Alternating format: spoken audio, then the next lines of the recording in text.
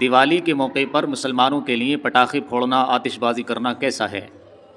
کیونکہ جب بھی دیوالی آتی ہے مسلمان اپنے غیر بھائیوں کے ساتھ مل کر کے ان کے دیکھا دیکھی پٹاخے پھوڑتے ہیں، آتش بازیاں کرتے ہیں، اور یہ سمجھتے ہیں اس میں کوئی حرج والی بات نہیں ہے، اور یہ ہوتا چلا آ رہا ہے پہلے سے، ہمارے بچپن سے ہم دیکھتے آ رہے ہیں یہ سب ہو رہا ہے۔ لیکن کیا مسلمانوں کے لیے ایسا کرنا جائز بھی ہے؟ یہ بھی تو جاننے کی ضرورت ہے نا۔ تو میرے بھائیوں، اس میں چند خرابیاں ہیں۔ سب سے پہلی چیز تو مشابہت بالکفار، غیروں کا طریقہ ہے، غیروں کی رسمیں ہیں، اگر ہم ان کی دیکھا دیکھی، ان کے رنگ میں رنگ رہے ہیں، ان کے طریقوں کو اپنا رہے ہیں، تو یہ سراسر غیروں کے رنگ میں رنگنا ہے، اور وعید میں شامل ہے۔ اللہ کے نبی نے فرمایا من تشبہ بقوم فہو من، جو آدمی جس قوم کی مشابہت اختیار کرے گا، اللہ تعالیٰ قیامت کے روز اس کو انہی کے ساتھ اٹھائے گا، انہی کے ساتھ حشر فرمائے گا۔ ہم میں سے کون چاہتا ہے کہ ہم غیروں کے ساتھ اٹھائے جائیں؟ ہر آدمی کی خواہش تو یہ ہے کہ مجھے جنت ملے، میں اللہ والوں کے ساتھ اٹھائے جاؤں ہے، لیکن کام کر رہے ہیں وہ جو غیروں کے کام ہے، ان کے طریقوں میں اپنا طریقہ تلاش کر رہے ہیں، ان کے رنگوں میں رنگ رہے ہیں۔ دوسری چیز یہ ہے کہ یہ فضول خرچی ہے، اور فضول خرچی کو قرآن کریم حرام قرار دیتا ہے، اور شیطان کا طریقہ ہے۔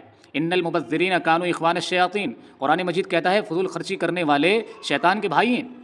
جو لوگ پٹاخے پھوڑ رہے ہیں وہ کون سا اصل میں نیک کام کر رہے ہیں، کون سا تعاون کر رہے ہیں، کون سا انسانیت کی خدمت کر رہے ہیں؟ تو آگ ہے، یہ تو زہر ہے جو آپ فضا کے اندر پھیلا رہے ہیں۔ اس سے بیماری بڑھیں گی، اس سے لوگوں کو دقت ہوگی، پریشانی ہوگی، تو یہ فضول کام ہے۔ اور تیسری خرابی جو ہے اس میں یہ ہے کہ غیروں کا چونکہ تہوار ہے، غیروں کی ایک رسم ہے، اس موقع پر آپ ان کی خوشی میں، ان کا جو خوشی منانے کا طریقہ ہے، ان کی خوشی میں آپ تعاون کر رہے ہیں، شرکت کر رہے ہیں، تو کہیں نہ کہیں یہ غیروں کا جو طریقہ ہے، غیروں کا جو تہوار ہے، اس پر آپ کہیں نہ کہیں رضامندی کا اظہار کر رہے ہیں۔